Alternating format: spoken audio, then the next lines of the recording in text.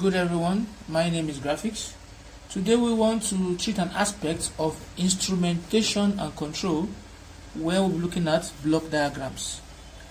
Now, when you talk about block diagrams, we say block diagrams are pictorial representation of a control system, right? And it is used to transfer the overall transfer function of a system. Now we know that block diagram is made up of what? Of elements. And one of the elements we're talking about is the transfer function. Like G1, G2, G3 are all transfer function. The RX is the input signal. The CS is the output signal, right? And we want to analyze or simplify this block diagram in series. So when you see a block diagram, you see elements that are arranged in series, such as the transfer function. What will you do? This is what you are going to do. First, you can say let here be A and here be B, right? Now if I take A will give us the transfer function G1 multiplied by what? This input signal ROS. So we have G1 RX, right? I'll call it equation 1.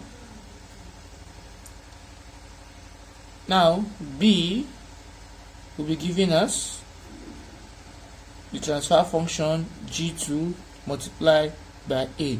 So we'll be having G2A. I'll call it equation what? Equation 2. Now the output signal CS will be giving us what? The transfer function G3 times B. So we have G3 times what? Times B. I'll call it equation what? Equation 3. Now I will move from the lowest to what? To the highest. That is the trick. Now if I start from the lowest, I will say that from equation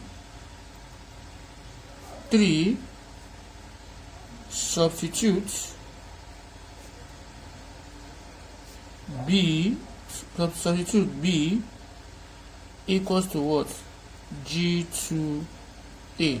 So in equation 3, I will substitute B equals to what? G2A. So it will now give me CS, that means the output signal, equals to what? G3 multiplied by what? B. But I say you put B to be equal to G2A because B is what? G2A.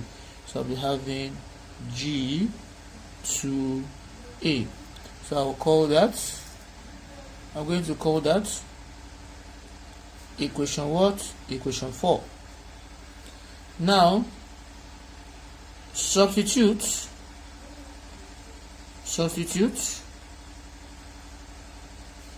A equals to what? G1 RX into equation 4. So I'm putting this A, and our A is what? G1 RX. So when I do that, I am going to be having CS equals to G2 equals to G3, G2, but now A is what? G1 RX. So we have G1 RX, that is my A. Now I've get rid of all the constants, right? So I'll just say from here, let, right? Now from here, I will now divide both sides by RX, right? To get the characteristics equation. So we'll move from here and say that dividing both sides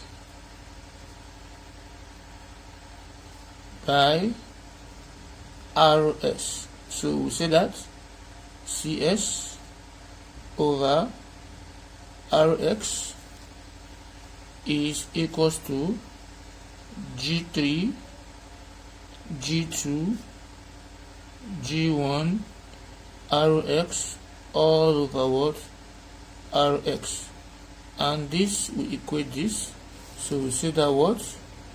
My characteristic equation here, CX over RX, right, will now give me G3, G2, G1, right?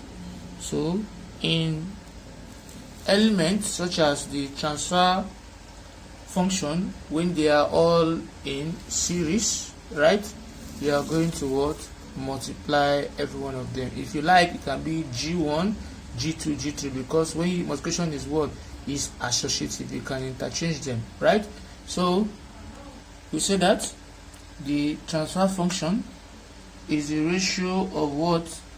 The output signal over what? The input signal. So that will give us the transfer function. The ratio of what? The output signal over what? The input signal. So this is what we have. Now we'll look at the next. One thing I want you to understand about block diagrams is that the block diagram representation is used to build a mathematical model of the control system, which can be enhanced by what? Which can be emulated by a computer, right? Because without, you see, most of these companies, without block diagram, most of these machines cannot be controlled with what? Without a block diagram. So with that block diagram, you can easily send command in terms of what? The signals, right? So if you found this video helpful, please don't forget to click on the subscribe button and watch out for my next video where we'll be talking about block diagram in parallel. Thanks for watching.